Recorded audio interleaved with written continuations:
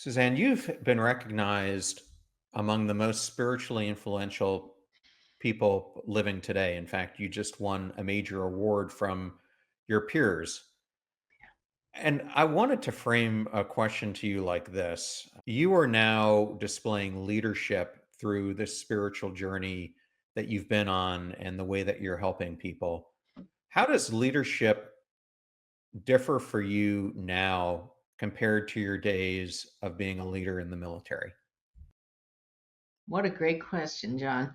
In my days in the military, I was steeped in separation. There were officers and enlisted. I absolutely respected everyone I worked with, who worked for me and I worked for, but there was a hierarchy, great divisions. I knew we made up one team, but I was so aware of the divisions.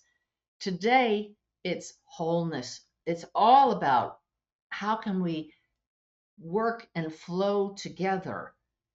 It's a softer kind of leadership. To me, leadership is motivating and inspiring others to be their best and do their best. And I even have it right in front of me, this little candle that says inspire.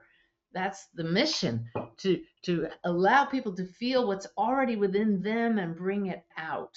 Before, the leadership would have been, we're going to do it for this reason, but now it's everything has a both and aspect. We're going to do it for ourselves and for the whole. It has changed very much in that regard. Yep. Yeah, there's a great episode that I did with Marianne Lewis and Wendy Smith on both and thinking. So if you want to learn more about that concept, go search for that episode on Passion Struck. So I have to say that for me, my own view of leadership has changed as well. And I think a lot of people like to say they're a servant leader. The concept that I've really been talking about that we need more of is something I call the gardener leader. Just like a gardener nourishes their plants, we need to be more nourishing of the people that we lead. And that starts with the way we lead ourselves because we lead by example.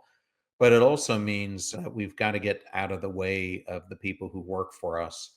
And similar to the way a gardener works, you give the plants nourishment, but ultimately you need to allow them to grow.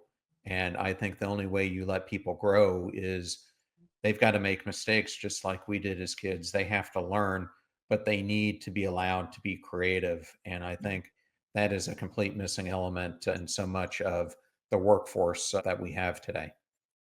I love that. I love that. And if we allow ourselves to be led by higher consciousness, we pause before we act out in human ways. We listen, and then definitely the way we lead will have much more compassion as well.